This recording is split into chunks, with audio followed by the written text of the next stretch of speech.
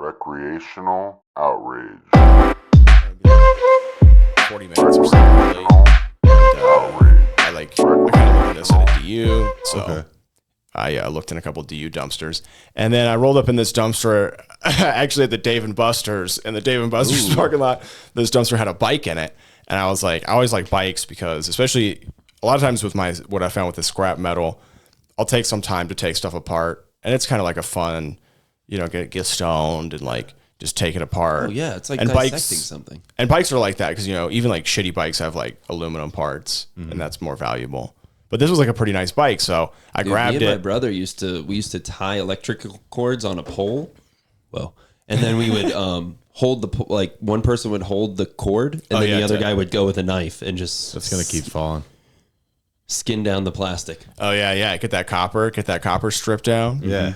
Well, this bike, it's a steel frame bike, but it definitely looks like it's a probably stolen decent bike. It was like steel frame. Stolen. Steel, double steel now. But it's like, what am I gonna do? Like, try to like post, hey, I found this bike. Yeah. And then somebody's just gonna.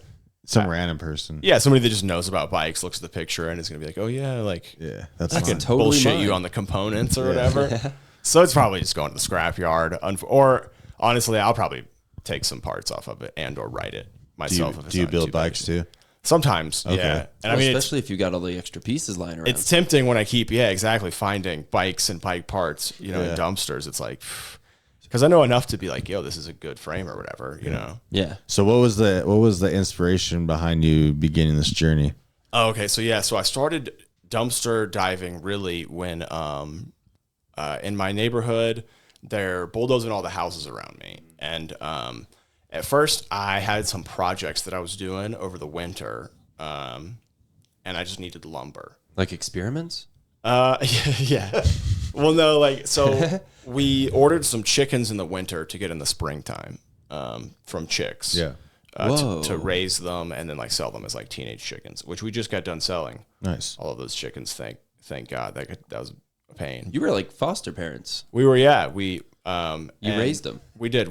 Somebody else hatched them, and then we raised them for 3 months and then sold them. But either way, so I started with that where I was like, and we have chickens, older chickens that lay. Yeah. So I was looking for wood for some projects. I needed some lumber to kind of work on our chicken enclosure, and then to try to make a place for the babies to live or whatever, Chicken babies. Chicken babies, exactly. Okay. Yeah. But then I started seeing other stuff in those dumpsters, pretty early on, I found a spool of wire that had been used for wiring in the house. And that's perfect for a fence for your chickens. Yeah. Well, it wasn't what I was looking for, but, a quarter of the spool was just on there. Yeah. And I knew that wire was valuable. So as soon as I found that, I pulled all the wire off the spool and I put it in a bucket. Yeah. And then I got $25 for it. Damn. And then I was like, all right, I'm going to just start looking for. You got hooked. Looking for metal. Dude, that's your first scratch off and you happen to win. Oh, yeah. It's. So how much do you think you've made now off of just scrap metal? Oh, probably a ton, man. I mean, I would say that. I say a ton like I'm rich. Yeah. But it's enough to make you want to keep doing it. Absolutely. Yeah. I mean, I would say a lot of. In the springtime, I wasn't really working, and I would say I made over $500 a month. Damn. In March and April, probably. I need to start dumpster diving. Just slinging metal. Holy shit. And sometimes it was really easy money. Other times it was, I collect cans not so just easy. Because people drink the cans and then just leave 30 inside of here. And you're so you're like one bad week away from taking people's Cadillac converters. Yeah, not quite. AC units. That's a big one. Well, that's the thing too. I mean, I think the thing about the scrap metal game is it very much depends on, Is there honor among scrappers? I have started to run into some other scrappers for sure, and there definitely is not. I had this spot the other day, and thank God I found it when I did, because I rolled up and it was an office building. They were completely clearing out, and they had a whole box of all the computer cables. And oh shit, I think we established that wire's expensive. Yeah. So it was $100 worth of wire. Damn. I literally filled up two huge cardboard boxes, and then these two other scrappers rolled up, and for me, I just drive a small SUV. If you see me driving around, you don't think this guy's a scrapper. Like this was somebody like like from across the parking lot. I was like, oh yeah, these are scrappers. You know, like you see their trucks around town. Yeah, the bed of the truck. Exactly. Yeah, it had like a a makeshift. And then this husband-wife duo came out, just like both of them working their jaws real hard. Both just like total tweaker couple. Bonnie and Cletus. And I was like, all right, well, this spot's fucking done. Yeah. But at least I got what I got. But I didn't want to go and like, but also I feel like people like that kind of mess it up for people because I know that they probably like made a mess. They probably like they left everything out, dumped a bunch of shit. Yeah, exactly. And then hit all the plastic off. And they were there all day too because it was kind of near my house. It was like in my neighborhood, and like I was running errands later on, and I still saw the truck there like 2 hours later. So it's like that alone, people are going to be pretty pissed. You're out there just for like 3 or 4 hours. Oh yeah, like in their parking lot. Scrapping is an in and out kind of thing. Loading up your truck like the fucking like the Clampets. Like they really had it Tetrised up there. That's crazy. I had one of my first ever roommates. We lived in like a duplex. We had a big backyard, and I remember towards the end, like he started collecting scrap. And looking back, like I think he was tweaking, but I mean, our whole yard was like old washers and shopping carts and and then he was probably going through like if you collect it all and then you go through the time to take it all apart. Especially if you're on. But that's the thing too. If you don't like do drugs, you can't actually make. I think that's a big methy activity. Oh yeah, taking things apart. Yeah, definitely. Yeah. So that's no good. If you're not doing drugs, you can actually make decent money. Yeah, because you can focus. Because you're not spending it on meth. Immediately spending it on meth. Yeah. The meth people probably break it down faster, for sure. I'm definitely probably slower. Yeah, they're on meth. They need more. But the other cool thing about it too is if you ever find some shit and you don't want to deal with it, like you can just leave it near your trash. Someone will take it. And it'll disappear. Somebody else will want to get rid of it. So if I ever like grab some shit, like a while back I took a bunch of these lights and then my scrapyard was like, oh, we won't, these have like a mercury in them or something. Yeah. I was like, oh, I didn't know. Totally. So I just put them out. Somebody else dealt with them. Definitely. Yeah, isn't it weird when you get a battery done at like the auto parts store and shit, they charge you to take the battery because of the disposal fee or whatever. Yeah. So it's like $50 extra just to not have the thing that you used to like. I just kept it. What a chore. Yeah. Yeah. Well, I mean, you can sell some kind of batteries that like, they'll take them at scrapyards. You can get like a couple bucks for them. Oh shit. Yeah. But I don't know. I never sell that kind of shit. And I like never want to ask because like if they know you don't know, they'll totally take advantage of you. You know what I mean? They'll be like, oh no, it's just steel, like 5 cents. And I'm like, I don't know, man. Like it's not really magnetic. They're like, nope, $2. Here you go. Haggling. Yeah, dude, my brother got me into scrapping. He was a water meter reader. Oh yeah. So he would just see all the shit on the outside of houses. Yeah, all that copper and shit. I mean, it's weird what you find out here. And now I think I found a lot in Denver, which is weird, and I have no use for it, but I see skis a lot, dude. People be throwing out skis all the fucking time. And I don't know enough to know anything about it. Like, I don't know if they're old. Right. They probably paid like $500 for them. I mean, some of them maybe. What you need to do is sand them down, put little spots for shooters, and then sell it to a bar and just have them do one of those ski shot thingies. Yeah, I've been thinking about doing like either like some ski-based furniture. Like a bench. Oh yeah, I had a skateboard or a chair made of skateboards, and I thought it was the coolest thing. Oh yeah, chair. Well, I was like, wait a minute, you had a skateboard made out of skis? I was like, wait a minute. I did. Me and Austin went to Ruby Hill when it was snowy, and they set up like a little like snowboarding thingy, but we didn't have any, and he took a water ski and just one-footed down the whole hill. It was pretty badass actually. Yeah, I live kind of over there by Ruby Hill a little bit. I live kind of by DU.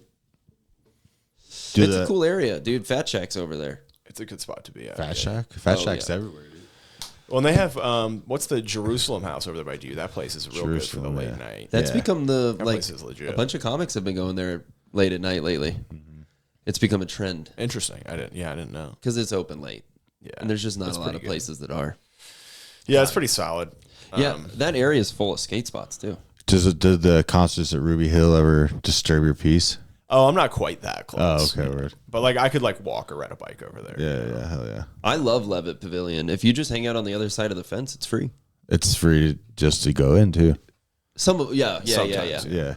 Okay. Yeah, but the fact that they do those free concerts is fucking cool. Yeah. Yeah, I just can never remember the concerts. I can never remember when they are. You know, like I think last year we went to one of them when we like remembered after it had started. We rode our bikes over there, and like we showed up, parked our bikes, and we're like walking up, and they were like, we just heard them being like, "All right, we're just gonna do a couple more." And Yeah. All right, we hung out. It was I went and saw Sage Francis there a couple weeks ago. I don't know if you know who that is, but No, I don't. he's just an underground, like an old school underground rapper. Hell yeah. But I did hear you say, you had said when you did a solo pod about it, you had kind of said rap and hip hop isn't really the best in an outdoor during the day venue. No, it is. It's just that. So it was like a festival. Yeah. And they all just sounded the same. They all just sounded like the main guy. So it was like, all right, this is 5 hours of white rappers. I don't know. It's kind of boring. We saw Blitz and Trapper there. Blitz and Trapper. Is that who was there when I showed up with my daughter? Yeah. Hell yeah. That was tight. I think it was Father's Day. Probably. Yeah, we're around a year ago. Yeah. Hell yeah. High five, dude, by the way. Wow, dude. We haven't done one of those in a minute. Yeah. Evan turns into a Republican if you don't give him a high five. Oh, I see. Yeah. I don't even know how it happens. It just seems to. Yeah. just like- Don't get him started on single moms, dude. No, seriously. Just start talking about how much you like Ron DeSantis. Yeah. He did a really good job with COVID, you know, just I mean, if you look at all the states, yeah. Yeah. Look where they're at now. People are moving to Florida, Yeah. or whatever they say. Dude, hey, if you don't like, you got DeSantis and Disney. I mean, what else do you really need? Not for long, dude. Disney or DeSantis? Which one? Like good drinking water. Yeah, good. Yeah. I drink from the tap a lot there, and I don't drink from the tap here. You should maybe have them check your blood out. Yeah. You might have some lead in the dog. Some red tide inside my veins. See, you got red tide in your blood. Or just lead. Just straight up lead. Yeah. Start You know they strapping my say blood. that lead poisoning. Sorry, this is jumping around, but they say that lead poisoning. They think that led to the downfall of the Roman Empire Oh, I don't doubt it at all. because all of their pipes, all of everything had lead in it. Their paint, their like bowls that they would eat food in. shit, Their everything was yeah, lead. yeah. That makes sense. All of their infrastructure had Dude, I lead. mean, our infrastructure is all pretty lead. Like True. one of the, I hate to circle back to dumpster diving because we Yeah. definitely really already beat that dead horse. But I was surprised at how often I would see like lead pipes, like in the dumpsters, like around Denver, and be like, this was like you hope that it was on the way out, like an exit, you know, kind of pipe. But like, you know, in older neighborhoods around Denver, like every once in a while, I would say more than 3 or 4 times, I'll pick up a pipe and I'll be like, oh, hey, this kind of looks funny. Yeah. And then I'll be like, oh yeah, this is fucking lead. It's heavy as shit, you know. Did what's the gnarliest thing you found? Like, what's the most treasure-like item? Oh, the you've most come across? treasure-like? Yes. I mean, I would say the most treasure-like in just forms is like straight up treasure. Yes, I'm in it for the gold. Yeah, I was early on. I was down really far south on South Broadway, and I pulled up on this like old bank, and they were remodeling it to turn into what I now know as a Snarf's. Ooh. But it was just like full of wire. There was like just an enormous amount of wire in there, and I pulled all the wire out and I separated it all out, and all in all, it was just under $250 Holy shit. worth of wire. Okay, yeah, just from that one Just shop. from the one dumpster. And I mean, it took me an hour or so because it was all in there, buried under everything, you know? So it took me probably an hour to pull it all out. And then there's different kinds of, some of it was like, Yeah, but an hour, $250. Yeah, That's like $250. surgeon money, dude. yeah. And then I had to pull out like some like Ethernet, or not Ethernet, but like, what's the Internet fiber? There was fiber in there. Okay. That's good for your diet. So there's no metal in the fiber, you know? So I had to pull that one out. But yeah, it was a bunch of money. And then like, that's like, you know, it's like, of course I've been to that dumpster like 3 or 4 times. Yeah. and you know, it Hasn't panned out again. but actually I went there like a couple days ago and it was like full on like a Snarf's ready to be opened. So It's like a chest in Skyrim. it was like a chapter. It was like the end of a chapter, you know? It's yeah, like that yeah, was yeah. a good, like the nice background music started playing. yeah, they finally finished it. It was like a smaller dumpster now, Yeah. you know? It's like, well, it's, Nice. there we go. This is maybe it. It's got the ribbon from the cutting ceremony in there. They had the sign that they were hiring already up. I was like, oh, of course. Yeah. is So beautiful. just a programming note, Lizzie's not gonna be able to make it, so that's Dang. all right. I'll just letting you know. We lost the All right, wolf. cool. Yeah. Let's talk shit about her. Are you the wolf or you the hawk? I'm the hawk. You're the hawk, Mike yeah, Hawk. because I was HAWKBURNS. Mike yeah. HAWKBURNS, yeah. Yeah, because when me and Lizzie first met, I performed as MIKE HAWKBURNS. Yeah, I've had several people come through Speak town of the legend. who they'll just ask me about if I know Mike HAWKBURNS, and I obviously know who it is now, but and then they'll tell me about how they never knew that your name was actually Elliot, and Yeah, a lot of people. yeah, And it's a super funny story. Like where Mike was born? Well, no, I mean, just really when me and Lizzie met, you know, I was doing this MIKE HAWKBURNS character, like pretending to be this sort of cowboy Southern character. And Lizzie at the time, like, was still, like, in the, like, closeted. And so she was, like, you know, a horse degree person. So the first time she met, she was like, you know, like, oh, cowboy, you know, all this. And then, you know, she came out and we're do a comedy show and stuff later on. But it's very funny that, you know, she was pretending to be straight and I was pretending to be MIKE HAWKBURNS. And I, you know, and that was years ago when we met. So yeah, I'm the hawk. Yeah, you guys are like Brokeback Mountain together. But I don't know. I don't know what that means. yeah. Where cowboys meet out of the closet. Yeah, yeah, okay. All right. Yeah, But it's gonna happen a few times. but we met at Fort Collins. She went to school up there at Colorado at CSU. And that's where you started, was up there, right? Well, actually, I started when I still lived in Alabama. When I no was shit. in college. But I really didn't do. I'd maybe done stand up for a year. I guess like my last year of college. And then I had worked for maybe close to a year. So I had done stand up for maybe 2 years. What was it that got you to start? Was it just like walking across a mic or something? Yeah, when I was in school at Auburn University, and they had like a stand up contest, like an Auburn, you know, the student entertainment Yeah, group was like, you know, Denver's last comic standing kind of a thing. And that kind of made you like audition. And I just like, you know, did some jokes. Totally. And, I didn't really do very good the first time. And I guess I did it. So I did it the second year too. So I did do stand up for at least 2 years. And then the second year I did really well. Like everybody laughed a lot, but they said that I was like too vulgar, you know, PG-13, but they weren't super clear. So they were just like, no, you know, you're too vulgar. But they were giving out a good bit of money. So initially the money was the motivator. I was like, I don't know how many people are going to sign up for this. right. Oh, true. You know, like the winner won a couple $100, and I was Okay. like, in college, like it was I think maybe 500 for the first spot, and It's a lot of money in college. Absolutely, and then it was like 350. You know, there was like the top 4 spots all Yeah. made some money. You know, from like 100. Well, up if to it's 500. like selling blood or And then you know, what- you win a comedy contest. And then I found out too that I think it ended up being mostly like the campus dollars that they Yeah. paid you in, you know, Oh, so you sick. could only Like, use you it. don't use it like You in could the- use it in like the yeah. kid. It wasn't like cash, Like you the know. food hall You could and use it, shit. yeah, in the food hall Yeah. or like at the libraries or It's whatever. like and gift stuff. cards. whack. So I was like, you know, of course, like after I didn't win, I was like, yeah, I didn't even want I that. don't even you need know. that money. That's Even though fucked there was up. like pretty good food, like there was like a Chick-fil-A and like, right, you know. but still, that's great. What a letdown that would be if you thought you were gonna get $500 cash, and then they're like, "Here's your And you like campus needed cash." it for rent. Yeah, and they're like, yeah. this is just 2 textbooks, actually. Just have to start posting like, hey, anybody, I'll sell you. Yeah, this. start selling it for like 75% off or something like that. Like, Start Ooh. buying, like sell all the textbooks back. yeah. That's how you sell food stamps. I was dude. gonna say, yeah. yeah. I don't know. That might be when you run out of dumpsters, you could start selling food stamps. Another hustle coming in the game. Yeah. That's the biggest trouble I ever got in when I was like 16, 17 years old. Selling food stamps. I was taking my mom's food stamps card and selling them and buying weed with the money. Who busted you? My mom. Oh, She- okay. For some reason, I kept a receipt, What? like a $265 receipt that For- they gave me. For weed?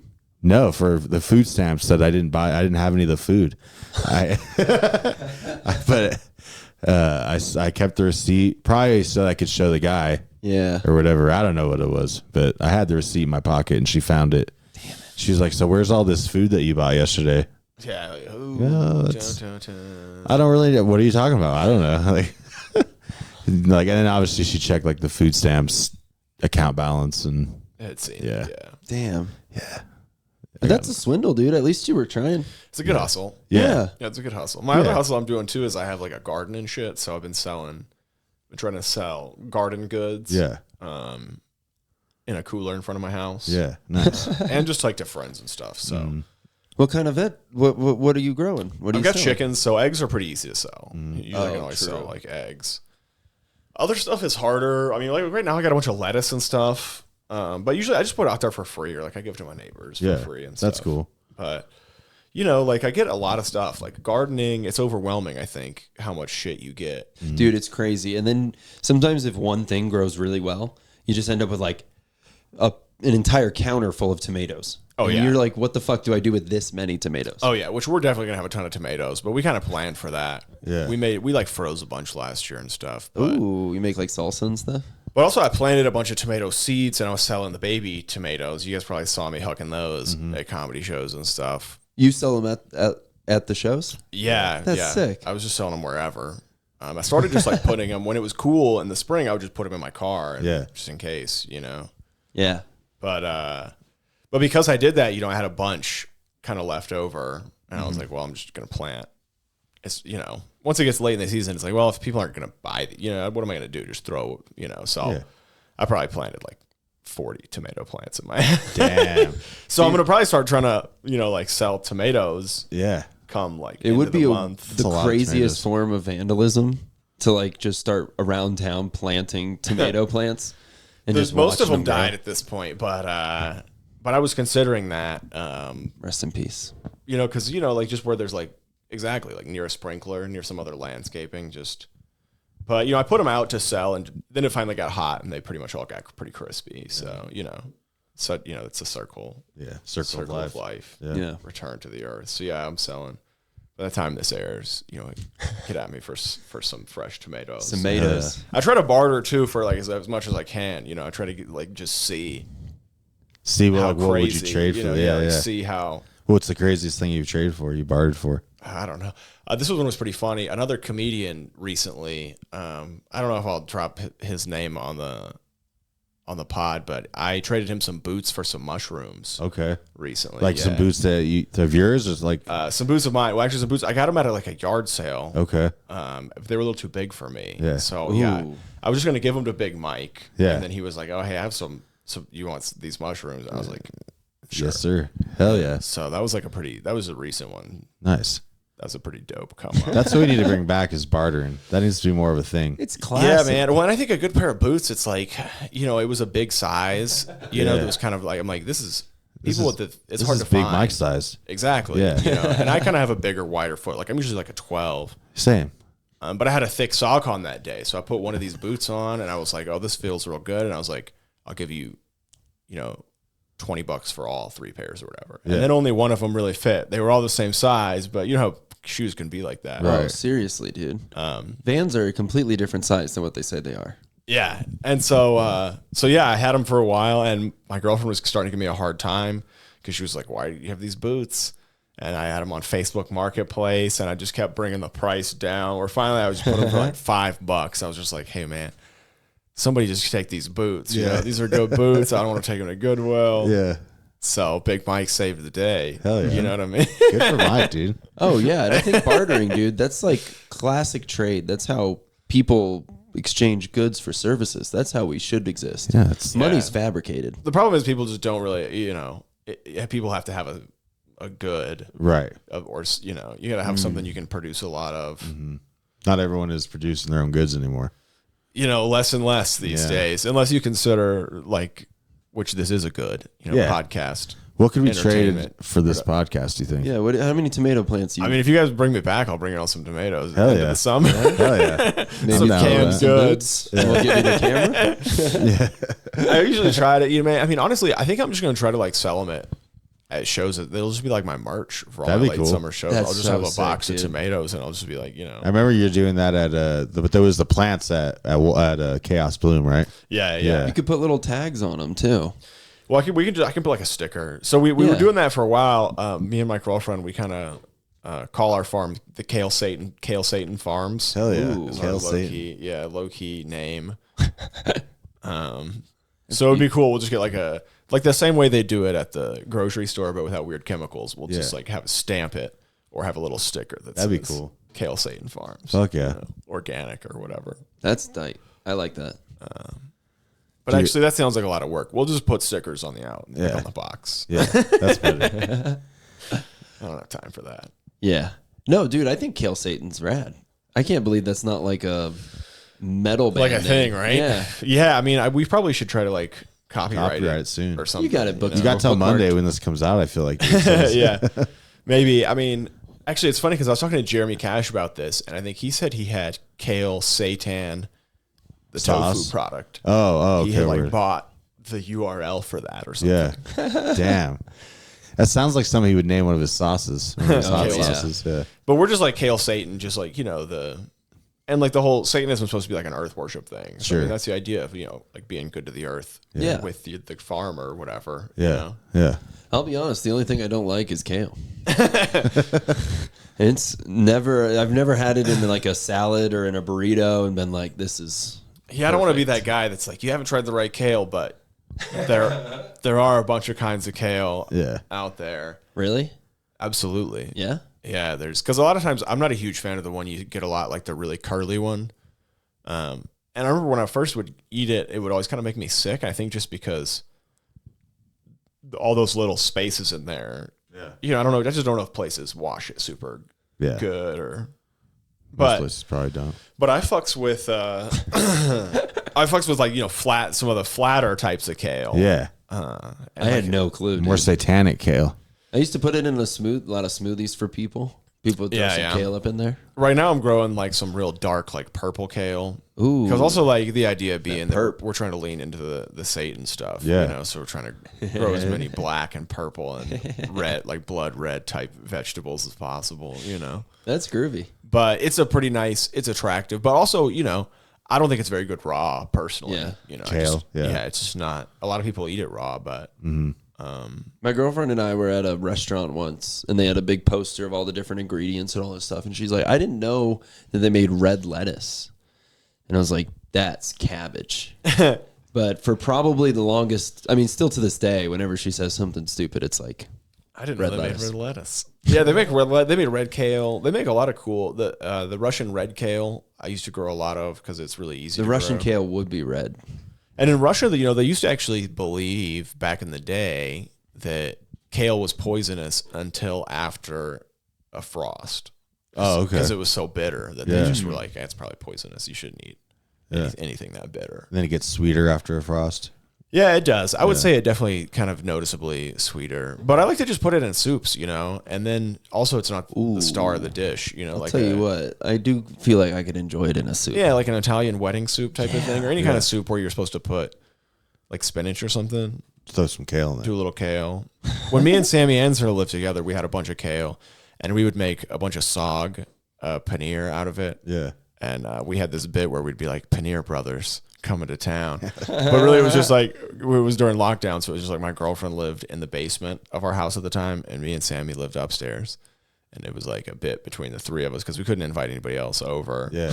Like maybe Sammy was like dating a girl at the time that we had allowed into the bubble. Mm-hmm. Wasn't that crazy? Bubble time? It was I was weird. thinking about that recently. It was super weird. And it was weird too because Sammy was still, I mean, like, not that I'm not trying to like cock block like my roommate or whatever, but I was like, dude, you can't be like doing a whole lot of dating or whatever, like I know that you're being safe and whatever, but you don't know what you're bringing in that everyone can breathe. Yeah, exactly. Like, but it was like, not that it was like anything that was a problem, but it was just kind of weird because it was like, it was a scary time at first for sure. It totally was. Yeah. And I was like super stoked that my girlfriend lived in the same house as me. Like we didn't live together, but she lived in the basement. I was like, oh man, thank God. Like that would have, And at the time she had moved in not long ago, and I had really quarreled with the decision, and so I'm glad that worked out. Because it was, there were parts of it that I missed. The three of us would like cook dinner together, and we'd have like a fire in the yard. And stuff. We really got into making s'mores. Hell yeah. We got our s'mores game like really. I feel like a lot of people just slowed down and did random little things at the house. Yeah, it was dope. And Sammy's from like New York, Sammy Anser, shout out.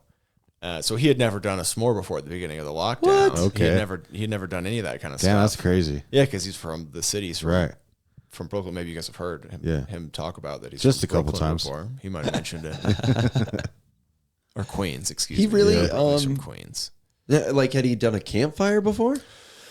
I don't know. I don't think so. Like, I think maybe he had some kind of camping experiences that were pretty, you know, I don't know. I mean, no s'mores. But he had not, or at least he claimed to have not, or pretty sure, you know. So what we started doing is we started like really getting creative with it. We started using, right off, we were like graham crackers. Honestly, not a great product. It's not the greatest cookie. Not a, you know. It's not even the best cracker. No. Very dry. Right. So immediately we were like, that's got to go. Yeah. So then we kind of started messing around. We started doing like pretzel chips. Yeah. That was what we ended up kind of settling on. Very messy, but flavor-wise, they're kind of salty and sweet. Mm-hmm. Yeah. It was a real... I don't want to get into all the details, you know, because like I said, it was... You don't expose the recipes. A lot of trade secrets, really. Well, plus it sounds a lot like of R&D. It was like a personal time, you know? You don't want to share the time you shared.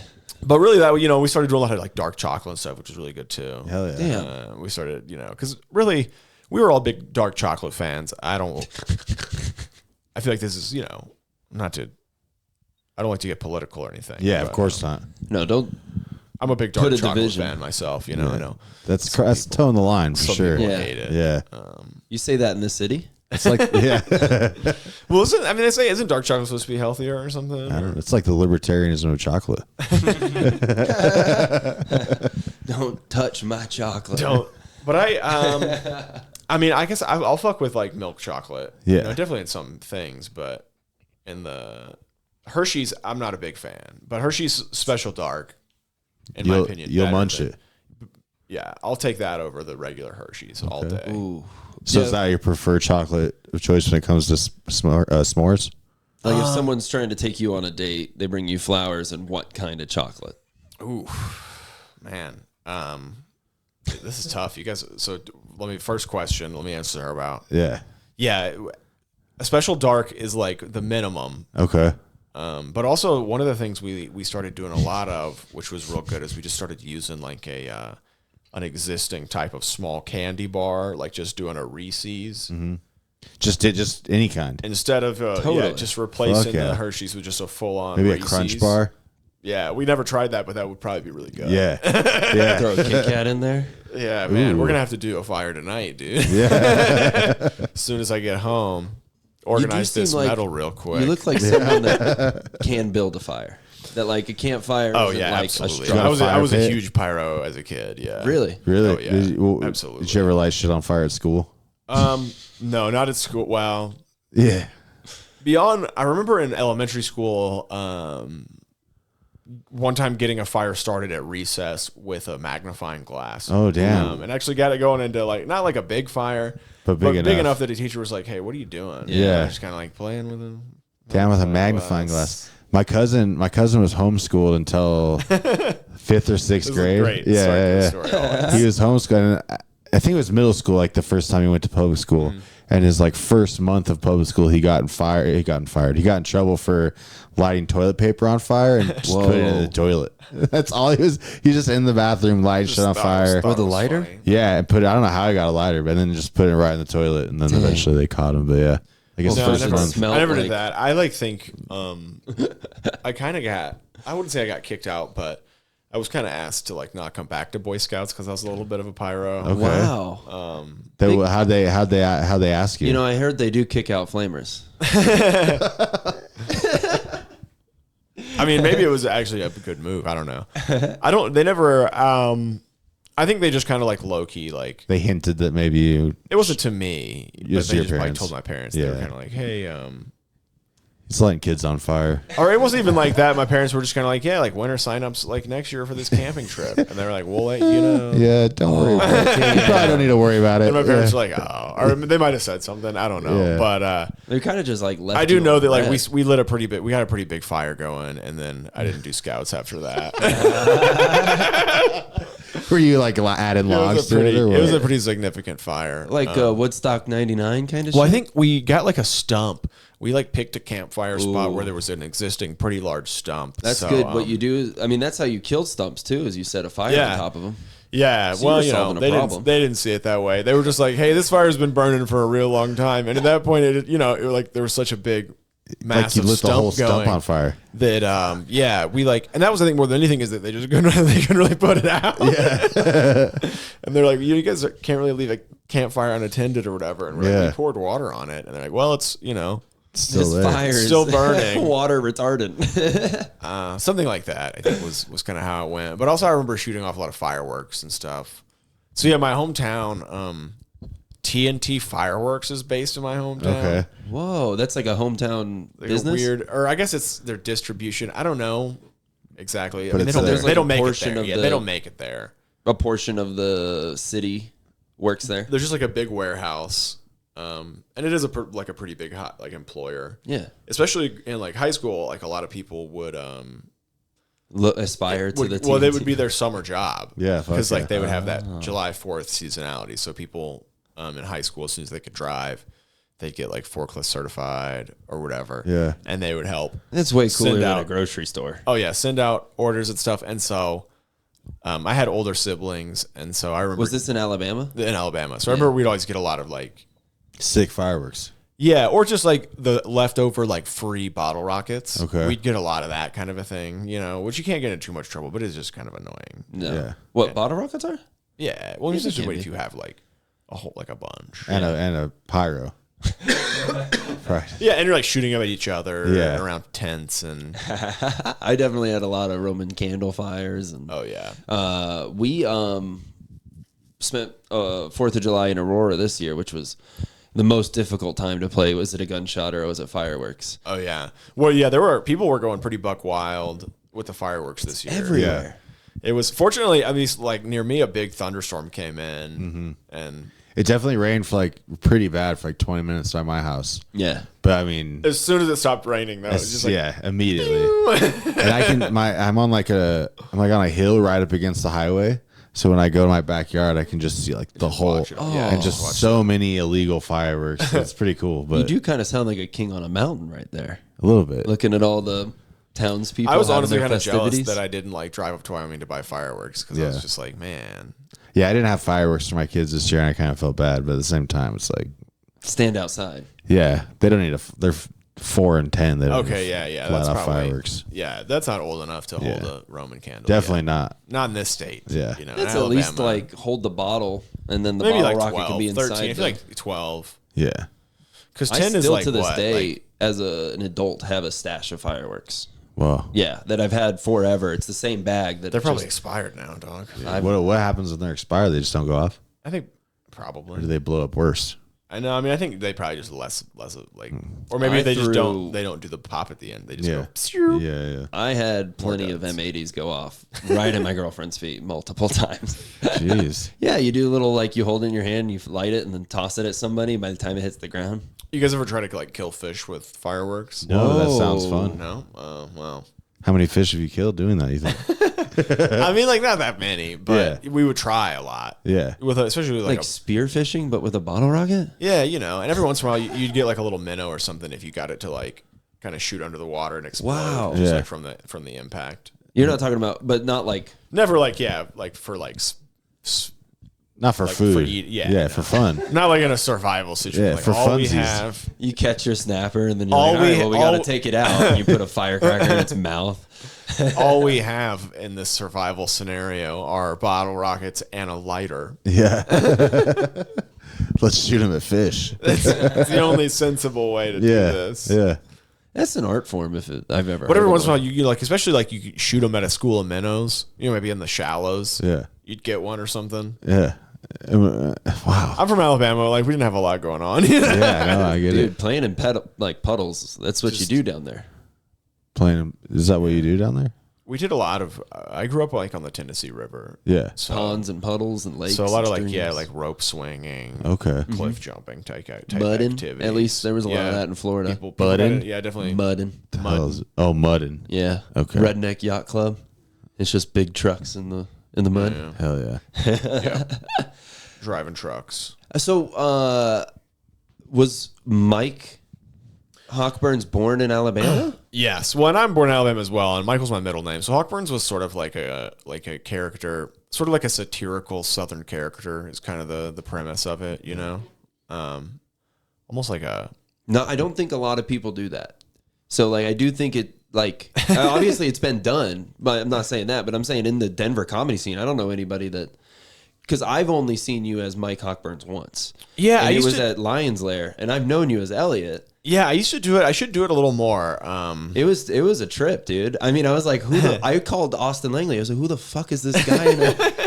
I was like, yeah, I have a real cowboy costume and stuff. You just walked into the saloon. Like, it was great. Yeah, but obviously, and it's crazy. I have heard that it just crushes, and that's sometimes it's a very hit or miss like thing for sure, and Really? that's kind of like the very fun part about it. I think it's really either kind of people get it and it just, or they're confused, or they're confused, or like sometimes even worse if I do it in like a rural crowd or in the South, is people are kind of confused, but then they're just kind of like, I feel like he's making fun of me. yeah. Oh yeah, it hits too And close they just to home. can't. But I don't know. Usually it crushes. And if nothing else, like I love to do crowd work and just get onto the audience when I'm doing HAWKBURNS, and that pretty much always crushes. Yeah. Because the stereotype of Southern people like being nice and stuff, I think it's just really funny if you're just like mean. Mm-hmm. Oh, totally. Or if you get mad at them for like like woke type of stuff too, just being like, oh, y'all are just uncultured. If y'all didn't get that joke, it's because you don't know about other people's cultures or like stuff. Yeah, what are y'all, racist or something?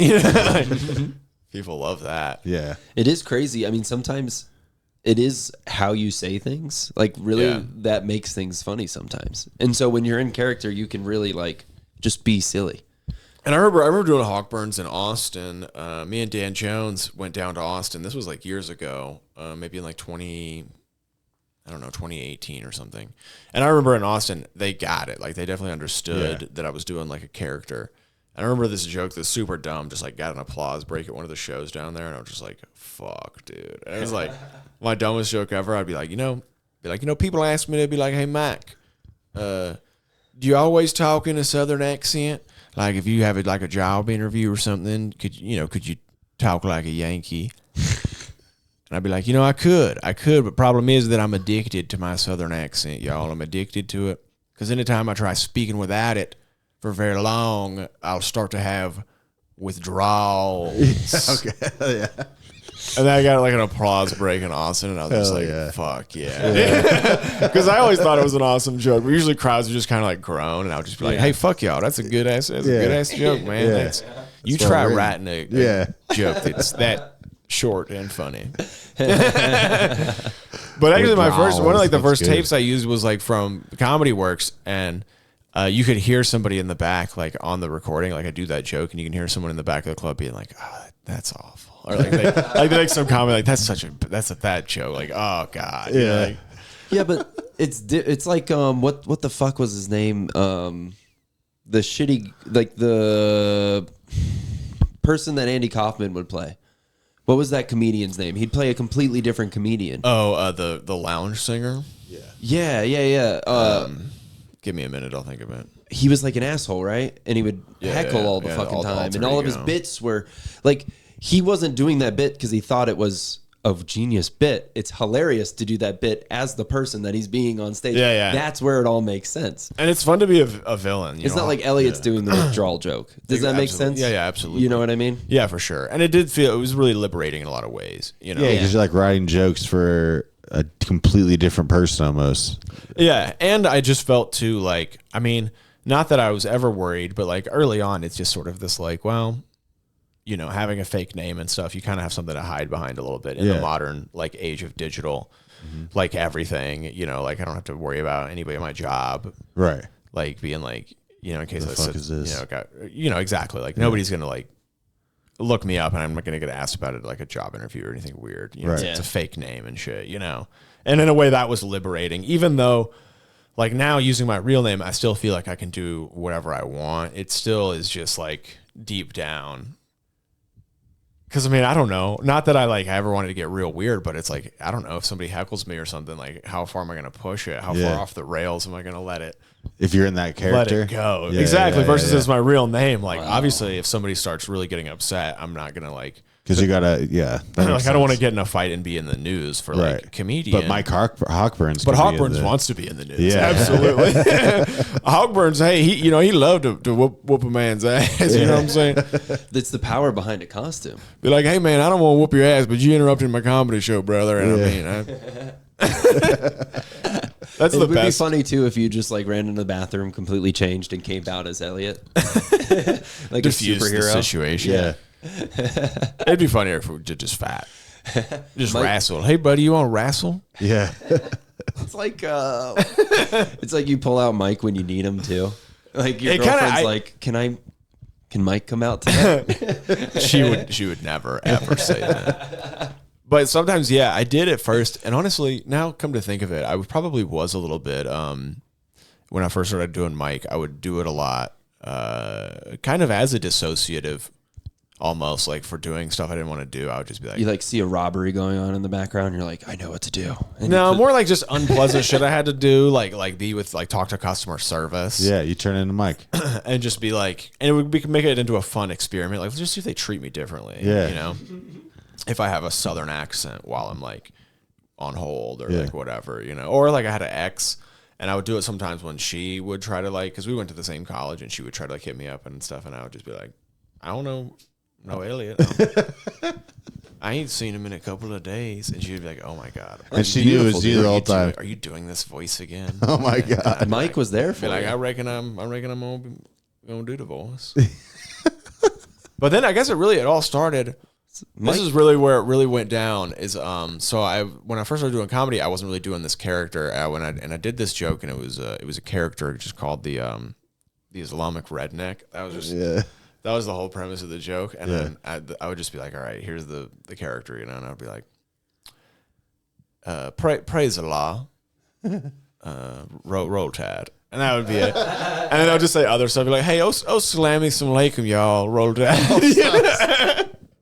And I thought that was so fucking funny, and then that was where it all started, and then I just turned that character, the Islamic redneck, into a full-on character that I just did jokes as, you know. That's hilarious. So yeah, it was pretty fun. I feel like it got away from me for a while, and eventually I felt very like I felt stuck. I felt like crippled, and I felt like I didn't have the commitment to really like do the character and like stay in character. Yeah. So I didn't do it at all for a while.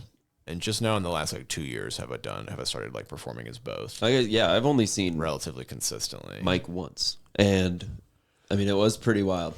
Yeah, I'm gonna try to do Hawkburns at least like once a month. I'm trying to do Hawkburns more because it's fun for me to do, but I just don't have as much like time. Like I haven't really written any Hawkburns jokes in a long time, and like some of the jokes like age well, and some of them don't. Maybe not so much, you know. Or I mean, I can still do them, but just you know, exactly. Like don't age as well. Just we should say real quick, just is Wolfhawk.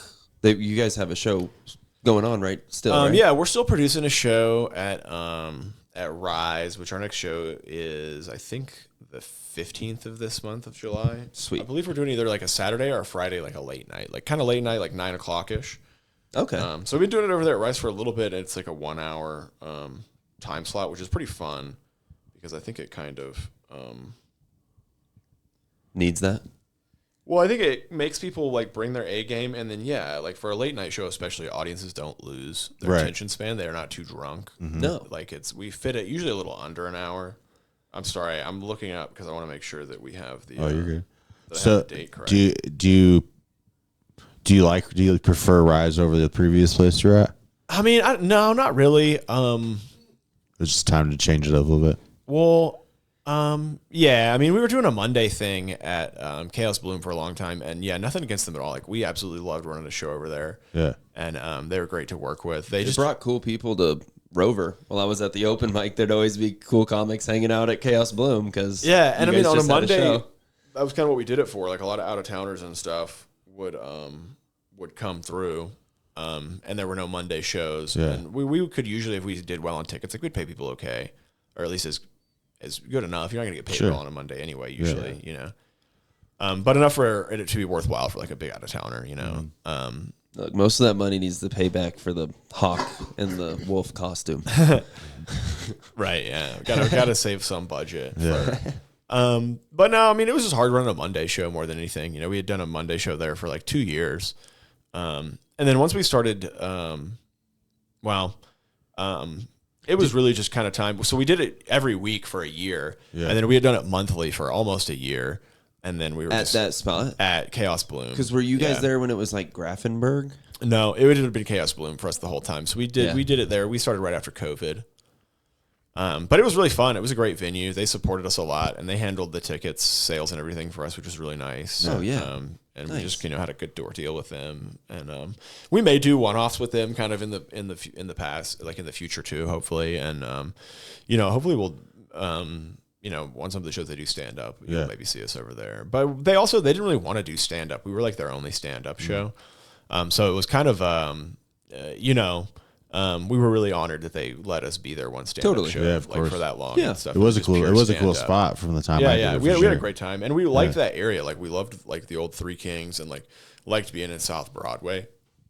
So we may actually, now that we're not doing that, we might actually look to be doing another monthly somewhere, because I live kind of off Broadway further down in like downtown Inglewood. Yeah. Kind of like by Broadway 285. Mm-hmm. And downtown Inglewood is becoming like pretty hip now. Like they have like a open container ordinance, which I think is just for festivals and stuff. But there's a good number of venues and stuff down there, kind of, So I've sort of been talking to a restaurant bar about maybe doing a monthly down there or something. Because I think it's a cool spot. But I liked Devil's Head. Yeah, Devil's Head was fun. I was doing a mic over there, and they were fun, but they just didn't really, they didn't really want to. They wanted me to sell more alcohol. Yeah. And I was like, well, hey, I'm getting people in here. Like, you guys need to sell the alcohol. I feel like there wasn't a person that didn't hear about the mules.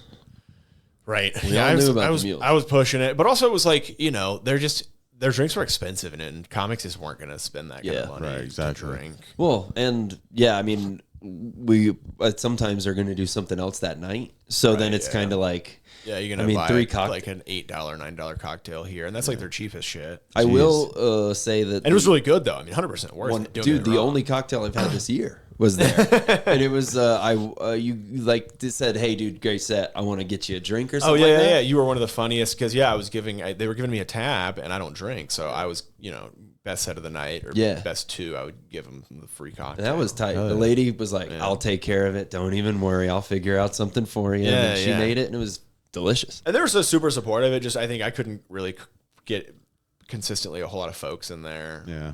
I could, but they weren't, But also mics are hard, dude. Running an open mic, it really is a community service. I mean, you run a mic. 100%. It's fully a community service. So I was glad to do it. I mean, I ran that for almost 6 months. I basically did that until, well, I guess not quite. I think I ran it until May, started at the beginning of the year. So I did about 5 months worth, which every week, I think, and maybe Lizzie and I talked about that too, maybe doing one that we're both kind of producing. This maybe in between where the both of us live, because that's so close to me, and she lives up north. Okay. So I don't even know if she guest hosted for me ever. I think she was going to do it for me one time, but somebody else filled in. Be like divorced parents, you find that middle ground swapping spot. Yeah, being able to switch it off, hand it off a little bit. Somewhere in public. And especially, so we had talked about that a little bit, maybe, because especially when you are talking to venues too, like there's a lower price point on a mic. Yeah. So for us, and also just for the purpose of Wolf Hawk, like running other shows, like I really liked when I was doing that, because I learned some newer comics, and some people like, I booked folks and stuff that I met and saw. Yeah. And we try to fill some of those spots too. Like, we don't want it to just be people we know and that started from our cohort. Totally. We try to kind of have our show of like, hey, we're going to have it was a showcase. Everybody generally was doing 8 to 10s, but we try to have, we'll have a 12-minute headliner, and we'll have maybe a guestie for somebody that's younger or something, or shorter set. Totally. Dude, it's opportunities. People, that's invaluable. Yeah. And so having a mic, I think, helps that brand too, of like, hey, come do our mic, and then that's, you can get booked through doing this, kind of a thing, That's, and also just having the help of the lifting, but also too, as Liz and I have talked more and more, we really you guys have worked together for a long time, right? Mm-hmm, yeah, we have. And actually, like before COVID, for a while, we were running we were running a bunch of different shows. They were mostly monthlies, but we had 3 or 4 different venues. That's what I thought. I think that's crazy. You guys, so we had a cool DIY space that we were doing a show at. That was my friend's brewery called Rustica. That was just like the most fucking acid trip, like Hunter Thompson place ever. Yeah. Like it was a brewery, but it wasn't like we weren't really allowed to it wasn't like a brew tap room. It was just the brewery. And the whole place, they like barrel aged everything. So there was this maze of like supports holding barrels. Oh my God. And you could like walk through, and there was all kinds of like crazy found art and like, animal furs and just like all kinds of crazy shit everywhere. It was like a geocache thing of a business. I mean, super, super wild. Yeah. And then, we'd have shows in there, and there was like a little mezzanine where there were barrels stored, and people could kind of sit up there and like watch the show. Damn. And because it was like a private show, we would smoke weed in there because it was it was a private His property. Yeah, exactly. Kind of You were invited, and invite only kind of a thing.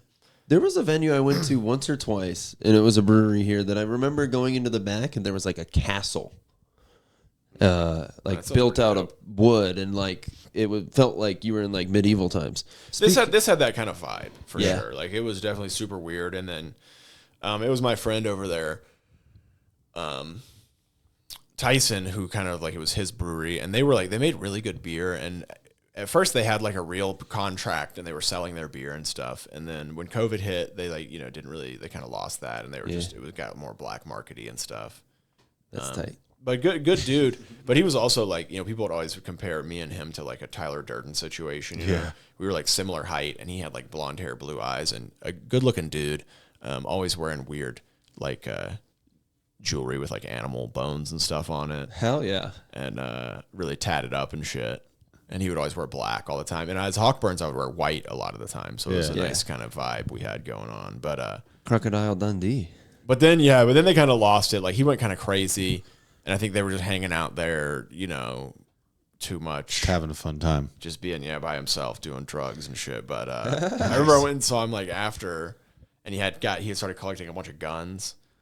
That's a good sign. That's a positive Yeah, he had started sign, collecting man. a bunch of guns. That's the like final evolution of found art. Once you start finding guns. Yeah, he had gotten some guns, and then he was like kind of fucked up. They turned all their old beer, because it was barrel aged, it was starting to go sour. So they started stilling it into hard liquor. Nice. Whoa. And then they Like moonshine? blew kind up of a shit? bank downtown, or No, I mean, I think everything stayed pretty for the most part legal. They put it underneath the city and used it to blow everything up. But yeah, I remember I was like, wow, like I hadn't been here in a while, and you guys have really kind of gone downhill. damn. In all ways. And I heard, he finally moved out of that warehouse, because he was like living there. Plus it was a brewery. But I haven't seen. That's just so unhealthy. Yeah. But I met him at this job. I worked at this nursery that hired like felons, and I met a lot of people there, and they were mostly all like pretty Plant nursery, right? pretty crazy. Yeah, plant nursery. Because they don't hire felons to work with kids. No.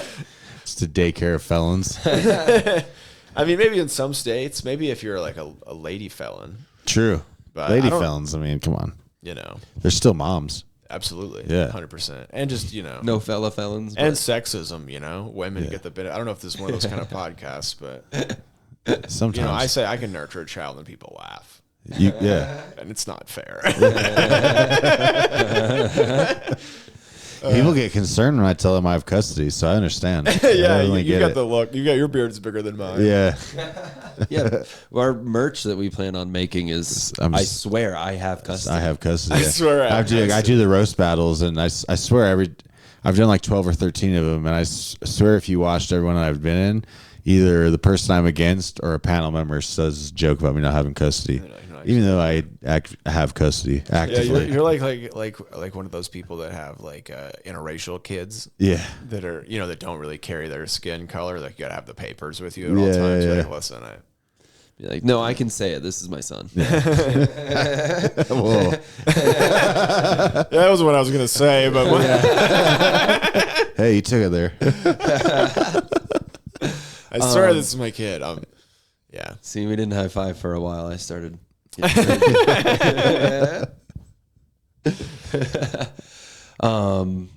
we should do plugs and all that good stuff. Oh, yeah. So I did look it up. So our next show is the 15th. Yeah. Which I think I'm doing your show. Yeah. The Friday before. Friday before, right? Yep. The 14th. So yeah, we've got. Let me do the full plug.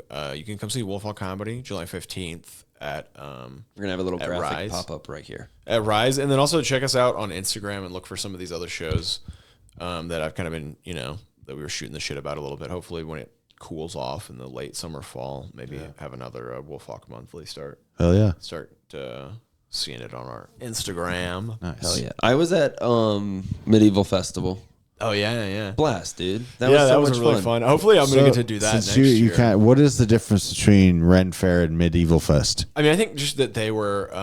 They're competitors. Or? Well, actually, a lot of people made jokes about that because the medieval, that was like it was the dark ages before the Renaissance. So it's supposed to be like more depressing, I guess. Yeah, definitely.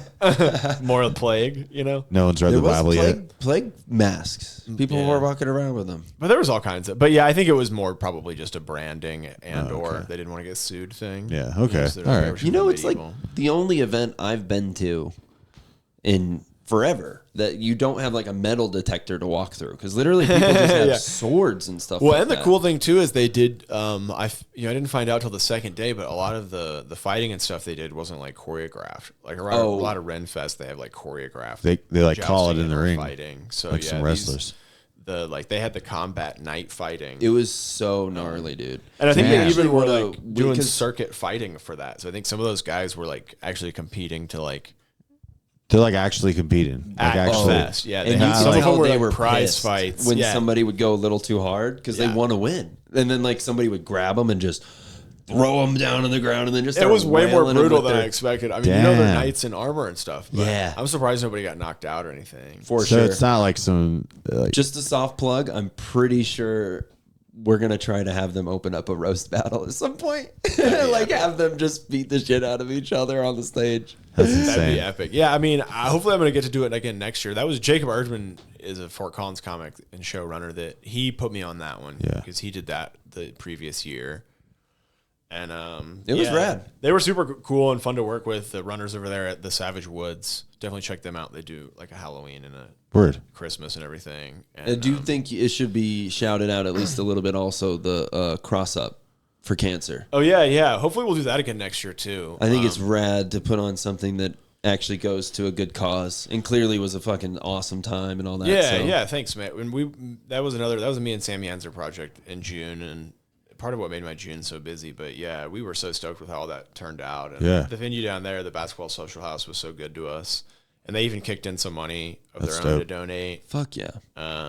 So yeah, that was really fun. So hopefully Sammy and I will make that a regular thing. But it seems like he's gonna be probably like Hollywood here soon. I think he's gonna hopefully stay home base, but He's got the shoes for it. he's definitely traveling and stuff more and more. But but yeah, we were stoked with how that went, and the venue made it so easy in that case as well. That's so good. Hopefully we can get a chance to do that again next year. But thanks for reminding me to plug that and stuff. That feels like forever ago because June was just such like a whirlwind of a month, But really, that was just about a month back. It was for a good cause, dude. Yeah, That's for awesome. St. Jude's Children's Research Hospital. So when Sammy and I met, we started a comedy group in Memphis with another friend of ours. And Memphis? In Memphis, Tennessee. Yeah, so I lived in Fort Collins, and then I moved back to Memphis for like a year. Then I met Sammy. But we St. Jude's based there, and one of the comics that we started a group with, it was Memphis, he was like New York, working for them. And so we started way back then donating a little money from shows to St. Jude's. Yeah. And so it's cool to kind of continue that tradition with this event. And then also to get Denver comedy out. I think everybody had a good time. Mm-hmm. Yeah. People got a little bit more competitive probably than I would have liked. I was hoping for a little bit more shenanigans and almost like, like a... If people wanted to win. That's what happens Like when you a get Colorado semi-pro. Springs comics. Well, and involved, also man. like... they want to win. It's gonna. All comedians have a competitive streak. Yeah, you know what I mean. Like it definitely is. And honestly, you want it to get somewhat competitive so that there is some like athleticism. Yeah. You know what I see mean. some Like hustle. And you want to see some people. Yeah, exactly. Like try to block and dunk and do all that fun stuff. But also we want. It is for charity. And we don't want anybody to get hurt. That's my big concern too. These people. A lot of us maybe were great athletes. like 10 years Yeah. ago. Oh, yeah. You know, but that's the last thing I want to see is somebody that's just taking it super seriously. There's probably very little medical coverage in that. I mean, we in that court as well. we didn't have any like buddy on site. Yeah, You know, yeah. like we didn't have a trainer or a medic. Maybe next year we'll have to like have. But I was hoping for a little more hijinks. But also the final game was really competitive. You know, Jeff Tice can really ball, and then the Springs team had, you know, Sammy and like Eland who can ball pretty well. Yeah. And then Tall dudes. yeah, and you know who else? Brant Tobler is a great basketball player as well. Hell yeah. But it got quite competitive there for sure. But it was fun, you know, that they're pretty good at basketball. You know, a lot of those guys still hoop somewhat regularly and stuff. So yeah, we're looking forward to hopefully doing it again next year. Hell yeah. A lot of people were like, yeah, you guys should do it like more than once per year. And we're like, that's what too much sport's work. going to be next? We're just gonna stick with basketball. Hopefully, we'll try to do it next time. I think we'll try to like have maybe more ways so that everybody can hoop. Yeah. You know, play a big giant game of a horse or something at the end. Knockout. Yeah, Yeah, like that'd be leave some fun. time in the. And especially if we can make that a donation thing too. Like, hey, because we did that this year, we had some prizes from our sponsors, and we can maybe do that too. Have a couple of rounds of knockout and have everybody donate a couple bucks or something. To Totally. get in. Unless people are getting hurt in that game. Yeah, and then whoever wins can get a you know, something from a sponsor. You Yeah. know, give you a T-shirt or Hell yeah. whatever. But yeah, plug You your get a kid stuff. from St. Jude's. Fucking so go to Rise on the 15th, right? 15th, yeah. Hell yeah. But Howie's Ross Lounge every Saturday we have the open mic at 9. List drops 8:30. I have Joe Gorman headlining a show there on July 15th.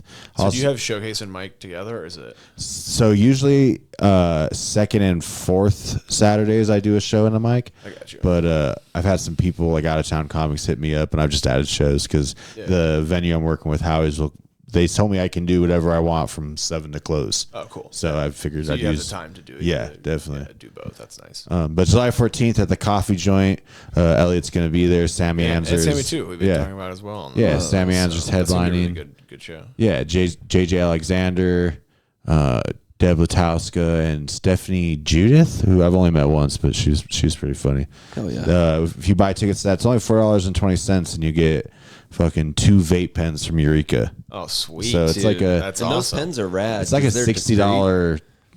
That's incredible. It's like $60 worth of product you're getting for $4.20. Your sponsor. Yeah. Yeah, that's awesome. That's a great sponsor. So, yeah, shout out to Eureka, and discreet. yeah, It's good stuff, dude. I'll invite my coworkers, dude. hell yeah, yeah. I'll give you a code, dude. They can get it for free. Honestly, Oh, sweet. Yeah, fuck it. I don't even care. But yeah, so check that out. That's the Coffee Joint. Then Howie's Roston Lounge. Joe Gorman's headlining on the 15th, and then on July 22nd, I have AJ Finney headlining. West Arvada. Yeah, funny. yeah, I'm a yeah. big AJ Finney So supporter. the open mic will probably be starting late that night for sure. But Do you know I he'll listened probably back to do the like episode? an hour and 10 minutes. The episode right before we did the mic where I went to do the open mic. Every time I said Arvada, you said Arvada. Yeah. Every It's the single thing, time. our You people in corrected Arvada me get annoyed every- at. And then I went to What's correct? Arvada. Arvada. So he hosted my mic last week, and it was funny when I walked in. He was like, "Hey, Arvada." He kept saying Arvada, and I heard the people in the back just like, "This fucking guy doesn't This know. He's, fucking guy. he's not fucking from here." I was like, Dude, I walked out at the very end of the night, and 2 guys walked up to me, and they were pretty trashed, and they were like, "Look, you're funny, but you It's gotta Arvada. fucking say It's it right." Arvada, like Alabama. You know? They were like, "We will correct you every time." "Yeah, it is pretty. It's Arvada, you dick. Yeah, it is pretty funny how people in Arvada like take it so seriously." I tried to but it is laugh and true. be like, "I messed it up on purpose. I thought it was funny," and they were like, "Well, don't." "Yeah." Well, don't. Yeah, we it's don't not like funny. that. So yeah, Arvada. And we don't think that you did mess it up on purpose. And then I said, "Is it Colorado or Colorado?" And they were like, "Well, Is it whichever potato way, or is you it know." potato? What Yeah. even is life? Yeah, what is? Is time even linear? Is that just how we experience it? Yeah, Or do we live in a simulation? yeah. man? That's what you should have said too. Is it simulation or simulation? And like, listen, dude, this isn't funny. Just don't disrespect our bad. Oh man. Oh yeah. Well, this All is right, super man. fun. Thanks for Yeah, having me, thanks for guys. coming through, dude. yeah. We really Yeah. appreciate it. Sweet. Thank you so much. Hell yeah. Hell yeah. Goodbye.